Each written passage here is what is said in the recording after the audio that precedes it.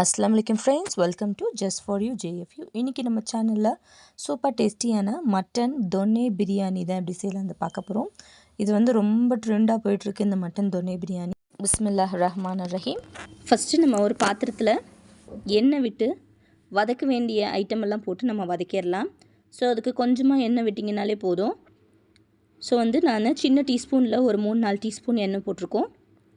So எண்ணெய் போட்டுட்டு இப்போ இதில் வந்து நம்ம புதினா, மல்லி, பச்சை மிளகா, சின்ன வெங்காயம் இது எல்லாமே வந்துட்டு கழுவி எடுத்து வச்சுருக்கோம். அது எல்லாத்தையுமே நம்ம சேர்த்துக்கலாம். புதினா, மல்லி ஒரு கைப்பிடினா, வெங்காயமும் சின்ன வெங்காயமும் ஒரு கைப்பிடி எடுத்துக்கோங்க. பச்சை மிளகா ஒரு 6-7 பச்சை மிளகா நல்லா காரத்துக்கு தகுந்த மாதிரி நீங்கள் எடுத்துக்கோங்க. ஸோ இது எல்லாத்தையுமே வந்துட்டு நம்ம வதக்குறோம். இஞ்சி பூண்டு பேஸ்ட் இருந்துச்சுன்னா நீங்கள் பேஸ்ட்டாக யூஸ் பண்ணிக்கலாம். அப்படி இல்லைனா நீங்கள் வந்து இஞ்சி பூண்டாகவே நீங்கள் இதில் சேர்த்து வதக்கிக்கோங்க. இது கொஞ்சம் நல்லா வதங்கிடட்டும். அந்த நம்ம போட்ட புதினா, மல்லி வந்துட்டு நல்லா சுருங்கி வந்துடட்டும். அந்த அளவுக்கு நம்ம வதக்கிக்கிட்டால் போதும். இந்த அளவு இருக்கட்டும். ஆற வச்சுட்டு இது கூடவே வந்து நம்ம கேஷ்யூ ஒரு 5-6 கேஷ்யூ சேர்த்து தயிர் விட்டு நல்லா ஃபைன் பேஸ்ட்டாக நம்ம அரைச்சி எடுத்துக்கலாம். நம்ம மட்டனை வந்து மஞ்சத்தூள் போட்டு கழுவி எடுத்து வச்சுருக்கோம். அது கூட நம்ம மேரினேட் பண்ணால் இன்னும் நல்லாயிருக்கும். ஸோ மஞ்சத்தூள் ஆட் பண்ணிக்கோங்க.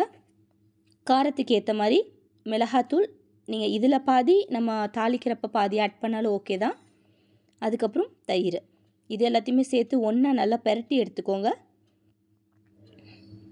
ஸோ இந்த மாதிரி நம்ம பெரட்டி ஊற வச்சுக்கிட்டால் இன்னும் நல்லா உங்களுக்கு கறி வெந்து வர்றப்போ நல்லா சாஃப்டாக ஜூஸியாக இருக்கும்.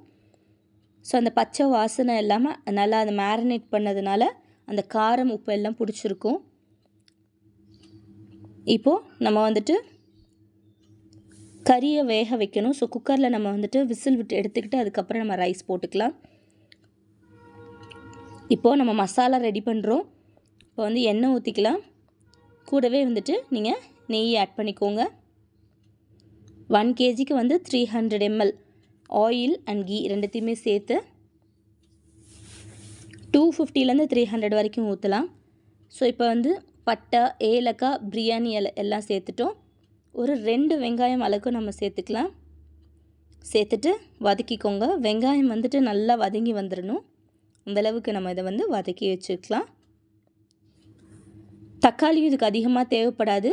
சின்ன சைஸ் தக்காளியில் ஒரு 2 தக்காளி மட்டும் நம்ம அரிஞ்சு வச்சுக்கலாம். உப்பு சேர்த்துக்கோங்க. வெங்காயம் கொஞ்சம் சீக்கிரமாக வதங்கிடும். நம்ம கறியில் வந்து உப்பு ஆல்ரெடி ஒரு அரை உப்பு அளவுக்கு நம்ம சேர்த்துருக்கோம்.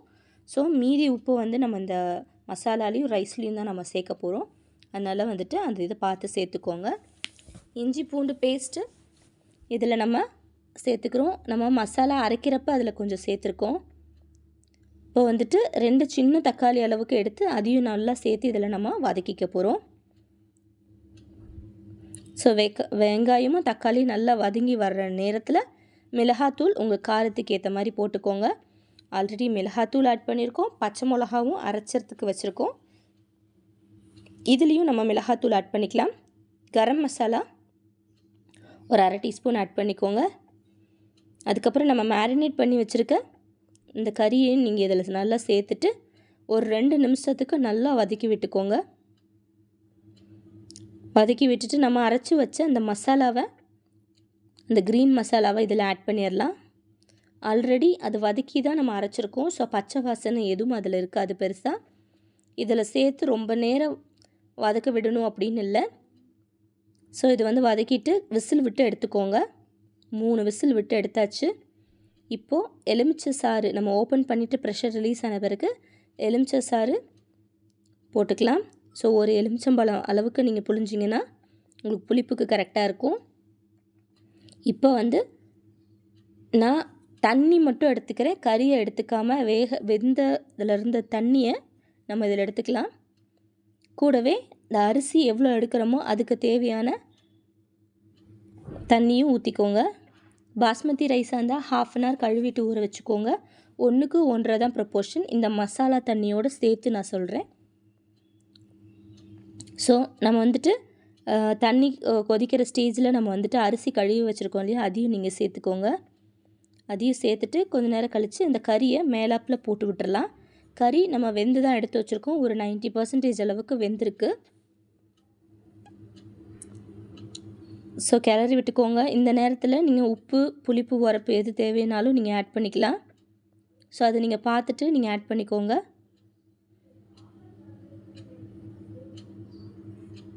அவ்வளோதான். தம் போட்டு ஒரு 5 நிமிஷம் கழித்து நம்ம இறக்கிட்டோன்னா நமக்கு சூப்பரான மட்டன் தொன்னே பிரியாணி வந்து ரெடி ஆயிடுச்சு.